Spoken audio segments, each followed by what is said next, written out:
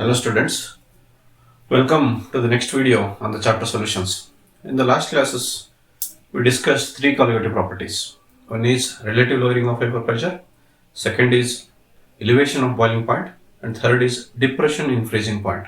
So now more colligative property ಮೇಲೆ problems solve ಮಾಡಿದ್ವಿ. So today we will be discussing the fourth and the last colligative property, that is osmotic pressure.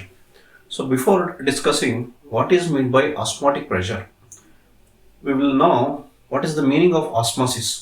So in your lower classes, so ನಿಮಗೆಲ್ಲ ಬಂದಿದೆ ಏನು osmosis ಅಂದರೆ ಏನು ಅಂತೇಳಿ ನೀವು ನಿಮ್ಮ ಹೈಸ್ಕೂಲ್ಸಿಂದನೂ ಓದಿದ್ದೀರಾ. ಸೊ ಜಸ್ಟ್ ಅದನ್ನು ಒಂದ್ಸಲ ರಿಮೈಂಡ್ ಮಾಡ್ತಾ ಇದ್ದೀನಿ. So osmosis is nothing but it is the movement of water molecules from a region of higher concentration to a region of lower concentration ಅಂತೇಳಿ ನೀವು ಬಯಾಲಜಿನಲ್ಲಿ ಓದಿರ್ತೀರಾ. ಸೊ ಈಗ ಕೆಮಿಸ್ಟ್ರಿ ಹೇಗೆ ಅಂತ ಎಕ್ಸ್ಪ್ಲೈನ್ ಮಾಡಲಿಕ್ಕೆ ಸೊ ನಾನು ಇನ್ನೊಂದು ಇಲಿಸ್ಟ್ರೇಷನ್ ತೊಗೊಂಡಿದ್ದೀನಿ. ಸೊ ನಾನು ಒಂದು ಕಂಟೈನರ್ ಕನ್ಸಿಡರ್ ಮಾಡಿದ್ದೀನಿ. ಈ ಕಂಟೈನರಲ್ಲಿ ಸೊ ಎರಡು ಕಂಪಾರ್ಟ್ಮೆಂಟ್ಸ್ ಇದೆ. ಸೊ ಒಂದು ಲೆಫ್ಟ್ ಕಂಪಾರ್ಟ್ಮೆಂಟ್, ಒಂದು right compartment. So left compartment ಮತ್ತು right compartment they are separated. So separated by a semi permeable membrane. So ಇಲ್ಲಿ ಮಧ್ಯದಲ್ಲಿ ಕಾಣಿಸ್ತಾ ಇದೆಯಲ್ಲ, this is semi permeable membrane ಅಂತೇಳಿ ಕರಿತೀವಿ. ಓಕೆ, ಈಗ ಸೆಮಿ ಪರ್ಮಿಯಬಲ್ ಮೆಮ್ಬ್ರೇನ್ ಇಂದ ಎರಡು ಸೊಲ್ಯೂಷನ್ಸ್ನ ನಾವು ಸಪರೇಟ್ ಮಾಡಿದೀವಿ. ಒಂದು ಸೊಲ್ಯೂಷನ್ 1 ಮೋಲಾರ್ ಇದೆ, 1 ಮೋಲಾರ್ ಶುಗರ್ ಸೊಲ್ಯೂಷನ್ ಅಂತೇಳಿ ಕನ್ಸಿಡರ್ ಮಾಡೋಣ. ಸೊ ಈ ಕಡೆ ರೈಟ್ ಸೈಡ್ ಇರುವಂಥದ್ದು 0.01 ಮೋಲಾರ್ ಶುಗರ್ ಸೊಲ್ಯೂಷನ್. ಇದು ಎರಡರಲ್ಲಿ ಕಾನ್ಸಂಟ್ರೇಷನ್ ಯಾವ್ದು ಕಡಿಮೆ ಇದೆ?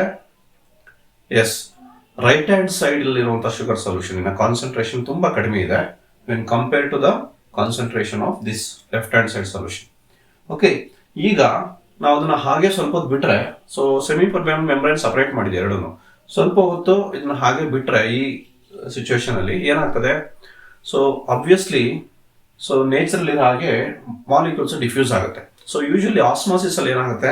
ಆಸ್ಮಾಸಿಸ್ ಅಲ್ಲಿ there is always movement of only solvent molecules. Solvent molecules ಮಾತ್ರ ಮೂವ್ ಆಗುತ್ತೆ, ಸಾಲ್ಯೂಟ್ ಮೂವ್ ಆಗಲ್ಲ. ಈಗ ನಾವು ತಗೊಂಡಿರೋದು ಶುಗರ್ ಸೊಲ್ಯೂಷನ್. ಶುಗರ್ ಸೊಲ್ಯೂಷನ್ ಅಂದ್ರೆ ಯಾವ ಸಾಲ್ಯೂಟ್ ಯಾವ solvent? Yes, sugar solute, water solvent. So aqueous solution ತಗೊಂಡಿದ್ವಿ.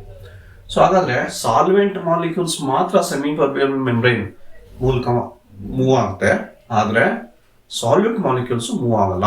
ಸರಿನಾ? So that is the basic idea in case of osmosis. So ಹಾಗಾದ್ರೆ ಎಲ್ಲಿಂದ ಎಲ್ಲಿಗೆ ಮೂವ್ ಆಗುತ್ತೆ, ಯಾವ ಸೈಡ್ ಇಂದ ಯಾವ ಸೈಡ್ಗೆ ಸಾಲ್ಯೂಟ್ ಮಾಲಿಕ್ಯೂಲ್ಸ್ ಇಲ್ಲಿ ಮೂವ್ ಆಗುತ್ತೆ ಅನ್ನೋದು important. So lower concentrated solution, higher concentrated solution ಯಾವಾಗಲೂ ಈಕ್ವಿಲಿಬ್ರಿಯಂ ಅಟೈನ್ ಆಗಬೇಕು ಅಂದ್ರೆ ಈಗ ಏನಾಗಬೇಕು? ವಾಟರ್ ಮಾಲಿಕ್ಯೂಲ್ಸ್ ಈ ಸೈಡ್ ಇಂದ ಈ ಸೈಡ್ಗೆ ಮೂವ್ ಆಗಬೇಕು. ಅಂದ್ರೆ ಲೋಯರ್ ಕಾನ್ಸಂಟ್ರೇಟೆಡ್ ಸೊಲ್ಯೂಷನ್ ಅಂದ್ರೆ ಅರ್ಥ ಏನು? ಇಲ್ಲಿ solvent compare to solute, solvent ಹೆಚ್ಚಿಗೆ ಇದೆ. ಸರಿನಾ? ಸೊ ಇಲ್ಲಿ ಸಾಲ್ಯೂಟ್ ಜಾಸ್ತಿ ಇದೆ. ಸೊ ಹಾಗಾದ್ರೆ in order to dilute this solution, water molecules spontaneous ಆಗಿ ಮೂವ್ ಆಗುತ್ತೆ. ಸಾಲ್ವೆಂಟ್ ಮಾಲಿಕ್ಯೂಲ್ಸ್ ಮಾತ್ರ ಮೂವ್ ಆಗೋದು ಅಂತ ಹೇಳಿದೆ ಅಲ್ವಾ?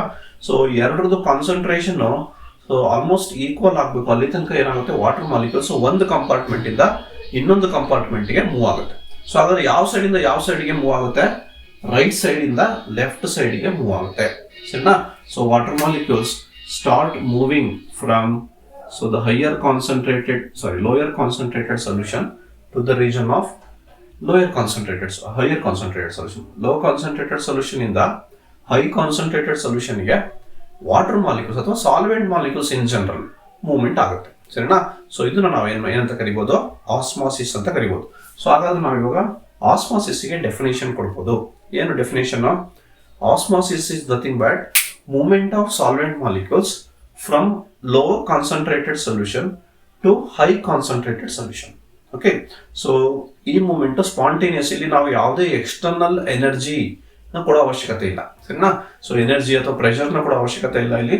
Without any supply of energy ಇದು ಆಗ್ತದೆ. ಹಾಗಾಗಿ ಇದನ್ನ ನಾವು ಸ್ಪಾಂಟೇನಿಯಸ್ ಮೂವ್ಮೆಂಟ್ ಅಂತೇಳಿ ಕರಿತೀವಿ. ಥರ್ಮೋಡೈನಮಿಕ್ಸ್ ನಿಮಗೆ ಸ್ಪಾಂಟೇನಿಯಸ್ ಅಂತ ಬಂದಿದೆ ಅಲ್ವಾ? ಸ್ಪಾಂಟೇನಿಯಸ್ ಅಂದ್ರೆ ತನ್ನ ಪಾಟಿಗೆ ತಾನೇ ಆಗ್ತದೆ.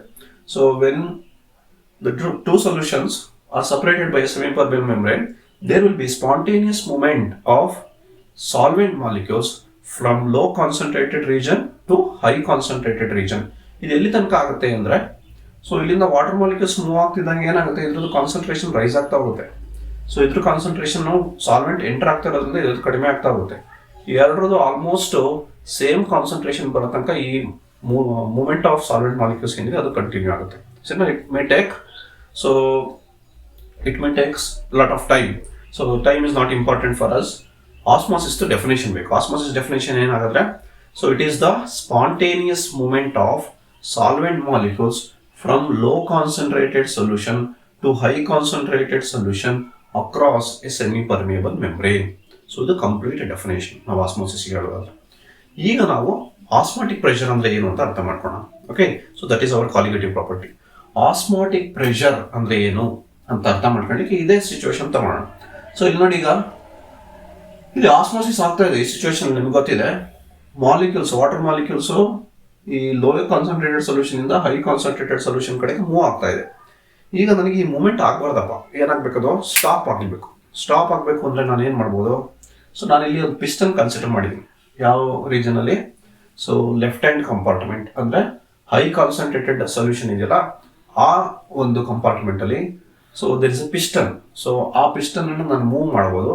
So in order to apply pressure apply ಮಾಡ್ಬೋದು ಬೈ ಮೂವಿಂಗ್ ದಿಸ್ ಪಿಸ್ಟನ್. ಈ ಪಿಸ್ಟನ್ ಅನ್ನ ಮೂವ್ ಮಾಡ್ತಿದ್ದಂಗೆ ಈ ರೀಜನ್ ಅಲ್ಲಿ ಪ್ರೆಷರ್ ಅಪ್ಲೈ ಆಗ್ತದೆ, ಸರಿನಾ? ಸೊ ಈ ಪಿಸ್ಟನ್ ಮೂವ್ ಮಾಡಿದ್ರೆ ಏನಾಗುತ್ತೆ?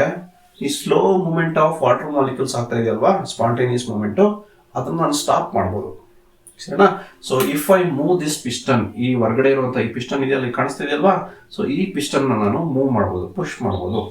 ಸೊ ಎಲ್ಲಿ ತನಕ ಪುಷ್ ಮಾಡ್ತೀನಿ ಅಂದ್ರೆ, so that this movement of water molecules from low concentrated solution ಅದೇನಿದೆ ಅದು ಸ್ಟಾಪ್ ಆಗಬೇಕು. ಸೊ ಈ ಮೂವ್ಮೆಂಟ್ ಆಗಬಾರ್ದು. ಏನು ವಾಟರ್ ಮಾಲಿಕ್ಯೂಲ್ಸ್ ಮೂವ್ ಆಗ್ತಾ ಇದೆ, ಇದು ಮೂವ್ ಆಗಬಾರ್ದು, ಅದನ್ನು ಸ್ಟಾಪ್ ಮಾಡಬೇಕು.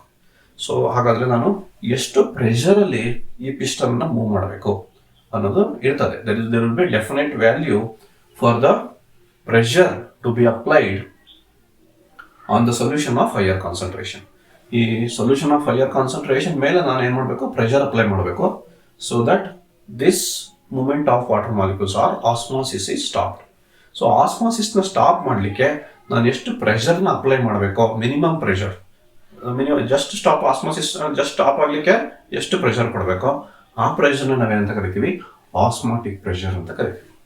ಸೊ ಹಾಗಾದ್ರೆ ನಾವೇನು ಹೇಳ್ಬೋದು? ಆಸ್ಮಾಟಿಕ್ ಪ್ರೆಷರ್ ಅಂದ್ರೆ, so it is the pressure to be applied on the solution of higher concentration just to stop osmosis.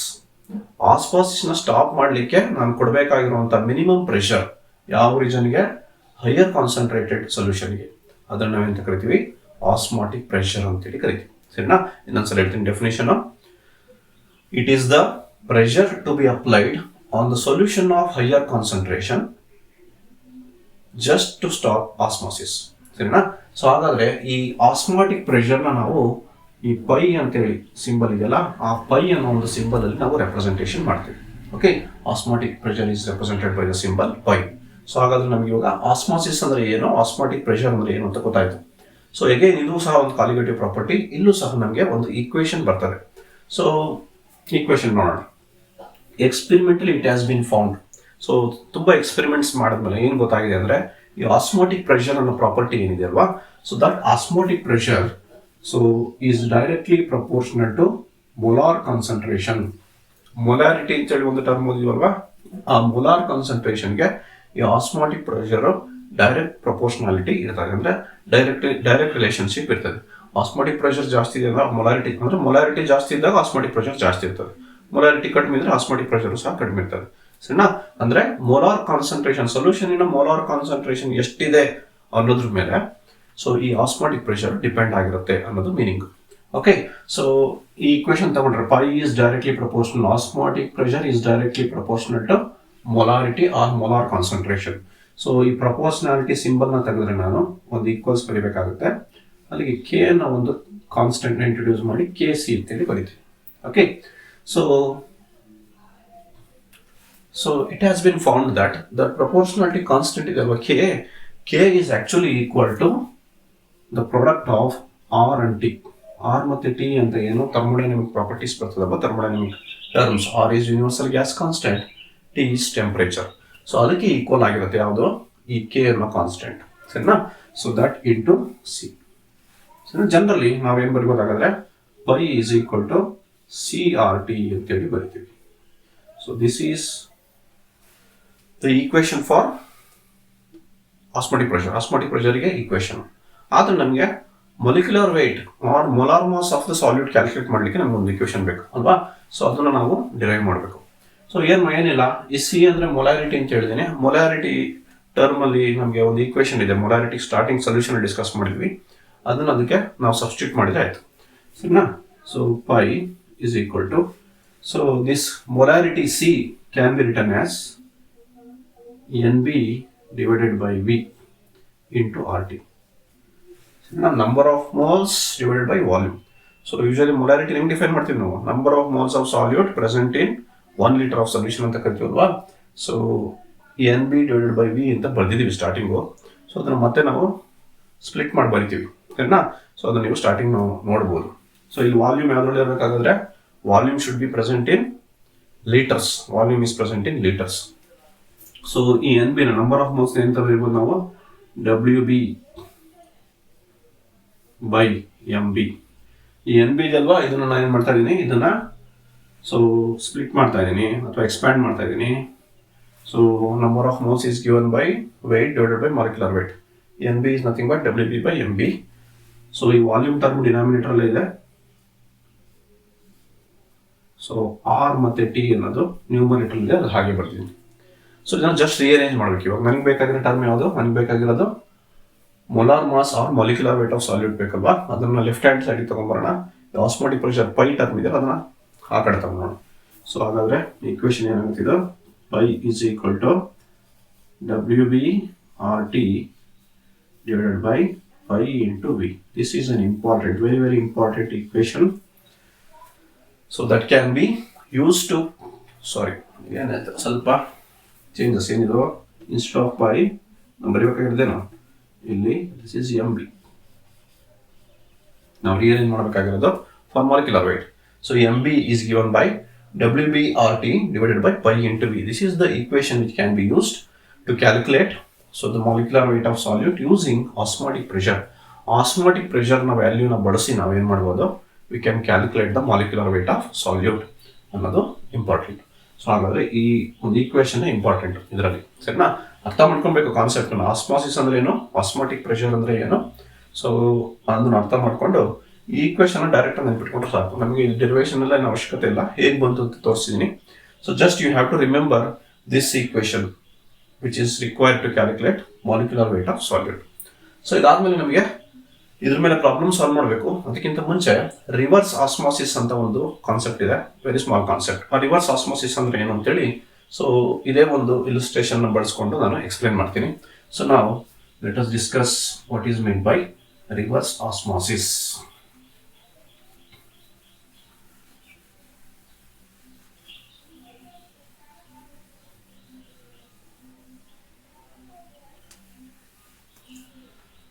So let us discuss reverse osmosis.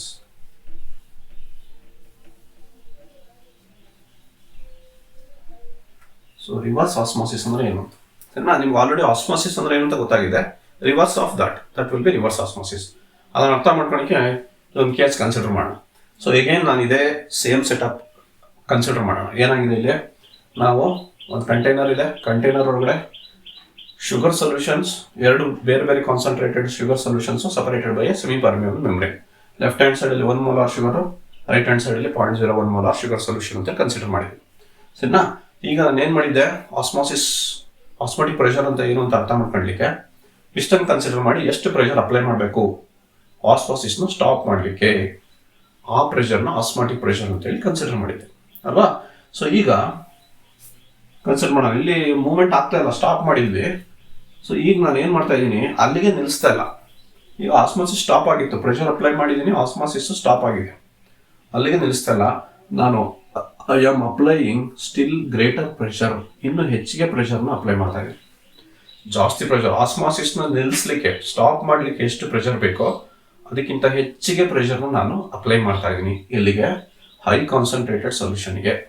ಅವಾಗ ಏನಾಗುತ್ತೆ, when you apply pressure more than the osmotic pressure, what happens, ಈ direction movement ನಿಂತಿತ್ತು, ಈಗ ಏನಾಗ್ಬಿಡುತ್ತೆ ಅಂದರೆ reverse ಡೈರೆಕ್ಷನಲ್ಲಿ flow start ಆಗುತ್ತೆ. So ಇಲ್ಲೊಂದು outlet ಇದೆ ಅಂತ ಅನ್ಕೊಳ್ಳೋಣ. ಸೊ ಈ ರಿವರ್ಸ್ ಡೈರೆಕ್ಷನಲ್ಲಿ, ಈ ಡೈರೆಕ್ಷನಲ್ಲಿ ಮೂವ್ಮೆಂಟ್ ಸ್ಟಾರ್ಟ್ ಆಗ್ಬಿಡುತ್ತೆ. ಏನು ಮೂವ್ಮೆಂಟು, ಸಾಲ್ವೆಂಟ್ ಮಾಲಿಕ್ಯೂಲ್ಸ್ ಎಲ್ಲ ಮೂವ್ ಆಗೋದು, solute will never move across the semipermeable membrane. So ಹಾಗಾದ್ರೆ ಮೂವ್ಮೆಂಟ್ ಆಗೋದು ಇಲ್ಲೂ ಸಹ ಏನು, ಸಾಲ್ವೆಂಟ್ ಮಾಲಿಕ್ಯೂಲ್ಸೇ ಯಾವ ಕಡೆಯಿಂದ ಯಾವ ಕಡೆ ಮೂವ್ ಆಗುತ್ತೆ, ಹೈಯರ್ ಕಾನ್ಸಂಟ್ರೇಟೆಡ್ ಸೊಲ್ಯೂಷನ್ ಇಂದ ಲೋಯರ್ ಕಾನ್ಸಂಟ್ರೇಟೆಡ್ ಸೊಲ್ಯೂಷನ್ಗೆ water molecules or solvent molecules move ಆಗಲಿಕ್ಕೆ ಸ್ಟಾರ್ಟ್ ಆಗುತ್ತೆ. ಯಾವಾಗ ಆಗುತ್ತೆ ಅದು, when you apply pressure more than osmotic pressure, so then this reversal of movement, so reversal of movement, so just opposite to osmosis that will happen. So ಇದನ್ನ ನಾವು ಏನಂತ ಕರಿತೀವಿ, reverse osmosis ಅಂತ ಹೇಳಿ ಕರಿತೀವಿ. ಸೊ ಏನಾಗುತ್ತೆ, ಸಾಲ್ವೆಂಟ್ ಮಾಲಿಕ್ಯೂಲ್ಸ್ ಮೂವ್ ಆಗಿ ಈ ಕಡೆ ಜಾಸ್ತಿ ಆಗ್ತಾ ಹೋಗುತ್ತೆ, ಹೆಚ್ಚಿಗೆ ಆದರೆ ಈ ಕಡೆ ವಾಟರ್ ವಾಪಸ್ ಬರ್ತದೆ. ಸೊ ಸಾಲ್ವೆಂಟ್ ಮಾಲಿಕ್ಯೂಲ್ಸ್ ಹೆಚ್ಚಿಗೆ ಆದರೆ ಏನಾಗುತ್ತೆ, ಓವರ್ಫ್ಲೋ ಆಗುತ್ತೆ, that will come out. Okay, so this process is known as reverse osmosis. So ಹಾಗಾದ್ರೆ ಡೆಫಿನೇಷನ್ ಹೇಳ್ಬೋದು. So reverse osmosis is the process of reversal of movement of solvent molecules, so which is just reverse to osmosis. So that is known as reverse osmosis. Reversing the direction of osmosis. ಅಷ್ಟು ಹೇಳಿದ್ರೆ ಸಾಕು. So ಅಥವಾ ನೀವು full accurate ಆಗಿ ಹೇಳಬೇಕು definition ಅಂತ ಹೇಳಿದ್ರೆ, reversing the direction of osmosis by applying higher pressure. So higher pressure ಅಂದ್ರೆ pressure higher than osmotic pressure to the solution of higher concentration. That is known as reverse osmosis. Okay, so ಇನ್ನೊಂದ್ಸಲ ಹೇಳ್ಬಿಡ್ತೀನಿ. Finally, what is the definition of reverse osmosis? Reverse osmosis is the process of reversing the direction of osmosis by applying pressure higher than osmotic pressure to the solution of higher concentration. That is known as reverse osmosis. ಸರಿನಾ? So ಹಾಗಾದ್ರೆ reverse osmosis ಅಂದ್ರೆ meaning ಗೊತ್ತಾಗಿದೆ ನಿಮಗೆ, ಸರಿನಾ? ಅದನ್ನ just you have to present it in sentence.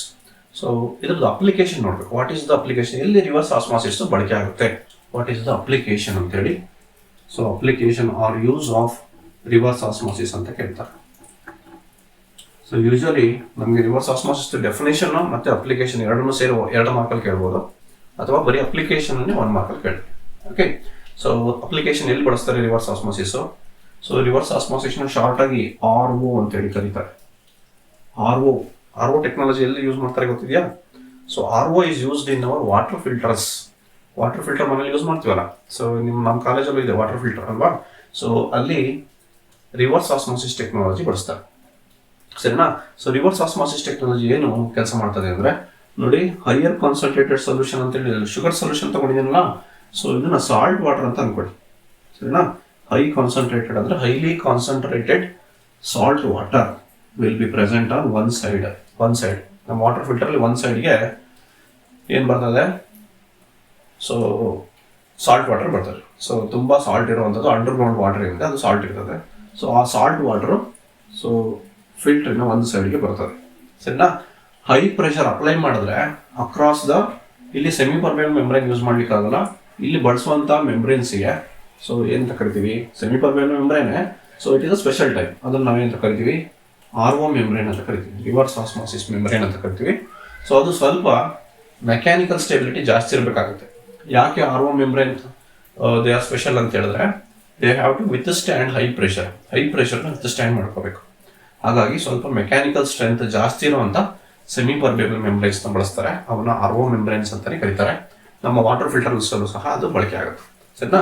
So ಒಂದು ಸೈಡ್ಗೆ salt water ಇರ್ತದೆ, ಇನ್ನೊಂದು ಸೈಡ್ಗೆ ಪ್ಯೂರ್ ವಾಟರ್ ಅಥವಾ ಏನು ಇರದೇ ಇದ್ರು, ಯಾವಾಗ ನಾವು ಹೈ ಪ್ರೆಷರ್ ಅಪ್ಲೈ ಮಾಡ್ತೀವಿ ಸಾಲ್ಟ್ ವಾಟರ್ ಮೇಲೆ ಅಕ್ರಾಸ್ RO ಮೆಂಬ್ರೇನ್ ಮುಖಾಂತರ ಹೈ ಪ್ರೆಷರ್ ಅಪ್ಲೈ ಮಾಡೋದು ಸಾಲ್ಟ್ ವಾಟರ್ಗೆ ಏನಾಗುತ್ತೆ, ಸ್ಕ್ವೀಸ್ ಆಗುತ್ತೆ. ಏನು, ಪ್ಯೂರ್ ವಾಟರ್ ಸ್ಕ್ವೀಸ್ ಆಗಿ RO ಮೆಂಬ್ರೇನ್ ಆ ಭಾಗಕ್ಕೆ ಏನಾಗುತ್ತೆ, ಮೂವ್ಮೆಂಟ್ ಆಗುತ್ತೆ, ಸರಿನಾ? Pure water will move through the RO membrane, salt ಎಲ್ಲ ಏನಿದೆ ಅದು ಇಲ್ಲೇ ಡೆಪಾಸಿಟ್ ಆಗುತ್ತೆ, ಸರಿನಾ? ಒಂದು ಸೈಡ್ ಎಲ್ಲಿ ಪ್ರೆಷರ್ ಅಪ್ಲೈ ಮಾಡ್ತಾ ಇದೀವಲ್ಲ ಆ ಸೈಡ್ಗೆ ಸಾಲ್ಟ್ ವಾಟರ್ ಡೆಪಾಸಿಟ್ ಆಗ್ತದೆ, ಅದರ್ ಸೈಡ್ ಅಲ್ಲಿ ಪ್ಯೂರ್ ವಾಟರ್ ಮೂವ್ ಆಗುತ್ತೆ, ಸರಿನಾ? ಈ ಸೈಡ್ ಅಲ್ಲಿ ಏನ್ ಬರ್ತದೆ ಹಾಗಾದ್ರೆ, pure water will come. So ಇಷ್ಟೇ ನಮ್ಮ RO ಟೆಕ್ನಾಲಜಿ ಏನಿದೆ, ವಾಟರ್ ಪ್ಯೂರಿಫೈಯರ್ಸ್, ಅದರಲ್ಲಿ ಇಷ್ಟ ಇರೋದು. ಏನ್ ಮಾಡ್ತಾರೆ, ಒಂದ್ ಸೈಡ್ ಅಲ್ಲಿ ಸಾಲ್ಟ್ ವಾಟರ್ ಇರ್ತದೆ, ಹೈ ಪ್ರೆಷರ್ ಅದನ್ನು ಪುಷ್ ಮಾಡ್ತಾರೆ across RO membranes. So pure water squeezes through the membrane, so salt will remain on this side. Okay, ಇದು ಸ್ಪಾಂಟೇನಿಯಸ್ ಮೂವ್ಮೆಂಟ್ ಅಲ್ಲ, ಹಂಗೆ ಇಟ್ಟರೆ ಮೂವ್ಮೆಂಟ್ ಆಗಲ್ಲ, ಇದು ನಾವು ಎನರ್ಜಿ ಸಪ್ಲೈ ಮಾಡಬೇಕು. So we have to apply pressure. So ಹಾಗಾಗಿ this is non spontaneous. So that is why it consumes energy. ನಾವು ಎಲೆಕ್ಟ್ರಿಸಿಟಿ ಕೊಡ್ತೀವಲ್ವಾ, so by using electricity this process happens. Motor run ಆಗಬೇಕು, pressure apply ಮಾಡಬೇಕು, water squeeze ಆಗಿ ನಮಗೆ pure water ಬರಬೇಕು. So ಹಾಗಾದ್ರೆ ನಮಗೆ ರಿವರ್ಸ್ ಆಸ್ಮಾಸಿಸ್ ಅಂದ್ರೆ ಏನು, ಅದರ ಅಪ್ಲಿಕೇಶನ್ ಏನು ಅಂತ ಗೊತ್ತಾಯಿತು. ಓಕೆ, ರಿವರ್ಸ್ ಆಸ್ಮಾಸಿಸ್ ಅಂದ್ರೆ ಏನು definition? It is the process of reversal of osmosis, the process of reversal of direction of osmosis by applying pressure higher than osmotic pressure to the region of higher concentration, to the solution of higher concentration. That is reverse osmosis. Application or uses of reverse osmosis andre it is used in purification of water anta karitivi, or idana desalination anta karitivi. Removal of salt ideyalva, so adana desalination of salt water anta karibodu, ಅಥವಾ sea water, ಸಮುದ್ರದ ನೀರು ಇದೆಯಲ್ವಾ, ಅದರಿಂದ ನಾವೇನು ಮಾಡ್ಬೋದು, pure ವಾಟರ್ನ ಪಡ್ಕೊಳ್ಬೋದು. ಹೇಗೆ? Reverse ಆಸ್ಮಾಸಿಸ್ನ ಬಳಸಿ. ಡಿಸಲಿನೇಷನ್ ಆಫ್ ಸಿ ವಾಟರ್ ಅಥವಾ purification of salt water, so that is the application or use of reverse osmosis. Okay, so ಹಾಗಾದ್ರೆ ನಾವು ಟುಡೇ ವಿ ಡಿಸ್ಕಸ್ಡ್ ಆಸ್ಮಾಸಿಸ್ ಅಂದ್ರೆ ಏನು, ಆಸ್ಮಾಟಿಕ್ ಪ್ರೆಷರ್ ಅಂದ್ರೆ ಏನು, ಅದಕ್ಕೊಂದು ಈಕ್ವೇಶನ್, ಆಸ್ಮಾಟಿಕ್ ಪ್ರೆಷರ್ ಯೂಸ್ ಮಾಡಿ ಮಾಲಿಕ್ಯುಲರ್ ವೇಟ್ ಕ್ಯಾಲ್ಕುಲೇಟ್ ಮಾಡ್ಲಿಕ್ಕೆ ಒಂದು ಈಕ್ವೇಶನ್ ನೋಡಿದ್ವಿ. ನೆಕ್ಸ್ಟ್ ನಾವು ರಿವರ್ಸ್ ಆಸ್ಮಾಸಿಸ್ ಅಂದ್ರೆ ಏನು, ಆನಂತರ ಅದರ ಅಪ್ಲಿಕೇಶನ್ ಎಲ್ಲಿ ಬಳಸ್ತೀವಿ ಅನ್ನೋದನ್ನ ನಾವಿವಾಗ ಡಿಸ್ಕಸ್ ಮಾಡಿದ್ವಿ. ಸರಿನಾ? ಸೊ ನಾವು I will stop here. In the next video will solve a problem on the osmotic pressure. ಅಲ್ಲಿಗೆ ನಮಗೆ ಈ ಚಾಪ್ಟರ್ ಆಲ್ಮೋಸ್ಟ್ ಕಂಪ್ಲೀಟ್ ಆದಂಗಾಗುತ್ತೆ. I hope you have all understood this concept. Thank you.